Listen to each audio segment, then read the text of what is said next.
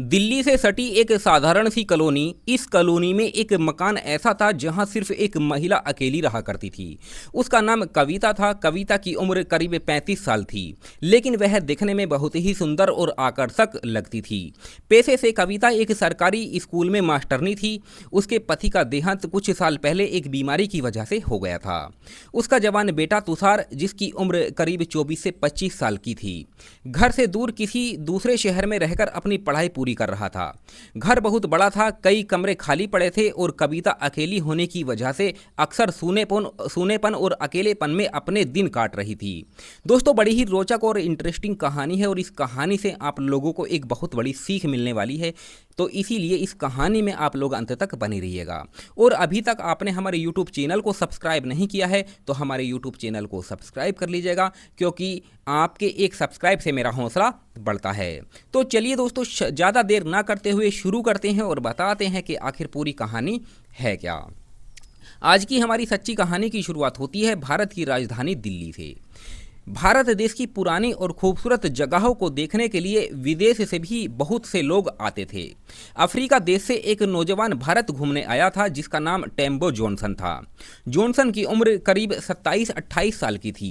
वह दिल्ली की अलग अलग जगहों पर घूम रहा था, लेकिन कुछ ही दिनों में जॉनसन के पास जितने पैसे थे वे सब धीरे धीरे खत्म होने लगते हैं। अब उसके पास रहने और खाने का संकट आ खड़ा हुआ था। वह दिल्ली की गलियों में भटकते हुए किसी सस्ते किराए के कमरे की तलाश में इधर उधर घूम रहा था। चलते चलते जॉनसन एक रिक्शे वाले के पास पहुंचा और उससे पूछा कि क्या इस इलाके में कोई कमरा किराए पर मिल सकता है क्या। रिक्शे वाले ने हाथ से इशारा करते हुए कहा, सामने जो गली जाती है वहाँ एक बड़ा मकान है।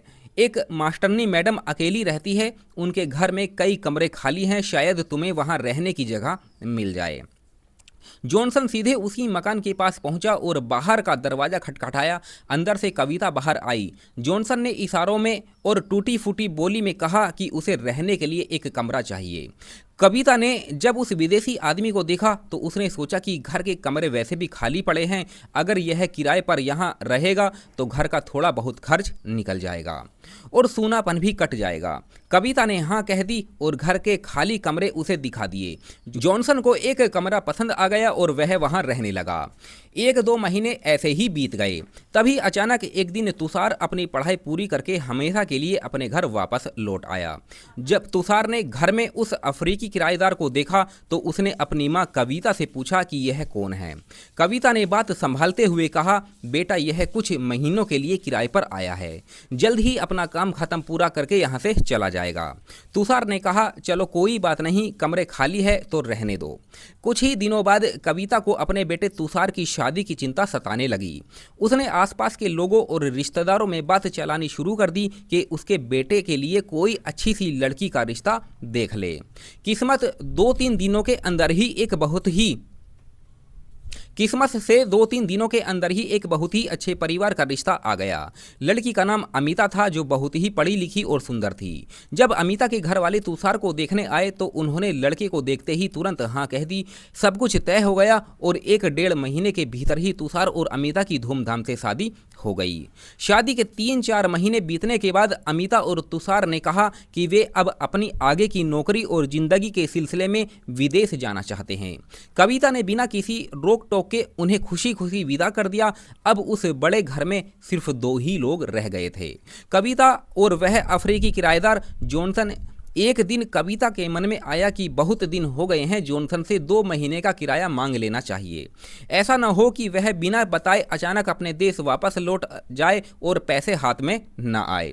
यह सोचकर कविता धीरे धीरे अपने पैरों से चलकर जॉनसन के कमरे के पास गई। उसने बाहर से दरवाज़ा खटखटाया और आवाज़ दी, जॉनसन जॉनसन। लेकिन अंदर से कोई आवाज़ नहीं आई। कमरे के पास ही एक खिड़की थी जिसका पर्दा थोड़ा सा हटा हुआ था।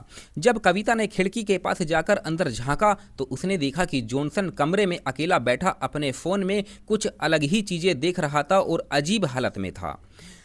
उस दृश्य को देखकर कविता का मन भी डोल गया। उसका पति इस दुनिया में नहीं था और लंबे समय के अकेलेपन की वजह से उसके मन के अंदर भी एक अजीब सी बेचैनी जाग उठी। वह सोचने लगी कि अगर वह बाहर किसी के पास जाएगी तो गांव समाज में थू थू होगी, लेकिन यह किराएदार तो घर के अंदर ही रहता है, इसके बारे में बाहर वालों को भला ही क्या पता चलेगा। धीरे धीरे दोनों के बीच की दूरी खत्म होने लगी, घर में मेल जोल बढ़ने लगा और जब भी मौका मिलता कविता जॉनसन के पास आने जाने लगी। घर में दोनों अकेले रहते थे, इसीलिए धीरे धीरे उनके बीच रिश्ते और ज़्यादा गहरे होने लगे। जॉनसन भी समझ गया था कि अब घर में कोई तीसरा नहीं है और रास्ते का सारा रोड़ा साफ हो चुका है। कुछ ही दिनों में दोनों ने घर की चारदीवारी के अंदर सारी लोक लाज और मर्यादा को ताक पर रख दिया। कविता खुद अपनी मर्जी से जब भी समय मिलता जॉनसन के कमरे में जाने लगी। जब भी मौका मिलता दोनों के बीच नज़दीकियां बढ़ने लगी। कमरे के अंदर दोनों के बीच जो कुछ भी होता उसकी आहट कविता के मुंह से निकलने लगी। आवाज़ें धीरे धीरे कमरे से बाहर गूंजने लगी। एक दिन दोनों अपनी ही धुन में इतने मगन थे कि कमरे से आने वाली आवाज़ें बहुत तेज हो गई। आसपास के पड़ोसियों ने जब कई दिनों से ऐसी उल्टी सीधी और अजीब आवाज़ें सुनी तो उनका शक यकीन में बदलने लगा। एक दिन जब पानी सिर से ऊपर गुजर गया तो पड़ोसियों से रहा नहीं गया, उन्होंने मिलकर जोर से दरवाज़ा खटखटाया। जब अंदर झांककर देखा तो दोनों को बहुत ही बुरी हालत में देख लिया था। पड़ोसियों ने देर न करते हुए तुरंत पुलिस को फ़ोन घुमा दिया। पुलिस मौके पर पहुंच गई और उस अफ्रीकी आदमी को पकड़कर थाने ले गई। लेकिन अगले ही दिन कहानी में एक नया मोड़ आया। कविता खुद भागती हुई थाने पहुंच गई और पुलिस के सामने जिद करने लगी कि साहब इस आदमी की कोई गलती नहीं है, जो कुछ भी हुआ मेरी अपनी मर्जी से हुआ, इसे छोड़ दो। कविता के इस तरह बचाने और दरोगा के सामने बयान देने पर पुलिस को उस अफ्रीकी आदमी को छोड़ना पड़ा और वह छूटकर वापस आ गया। कुछ समय बीतने के बाद जॉनसन के पास उसके घर से फ़ोन आया कि उसके बाप की तबीयत बहुत ज़्यादा खराब है और उसे तुरंत वापस लौटना पड़ेगा। कविता ने अपनी पर्स से पैसे निकालकर उसे दे दिए और खुशी खुशी विदा कर दिया। वह अफ्रीकी आदमी तो अपने देश वापस चला गया, लेकिन इस पूरी घटना और रिश्ते के चक्कर में कविता के पल्ले सिर्फ अकेली जिंदगी, समाज का ताना और बदनामी ही पड़ी।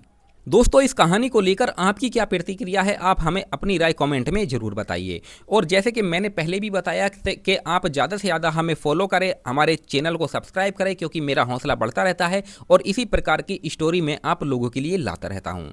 तो चलिए मिलते हैं फिर किसी और वीडियो में, तब तक धन्यवाद।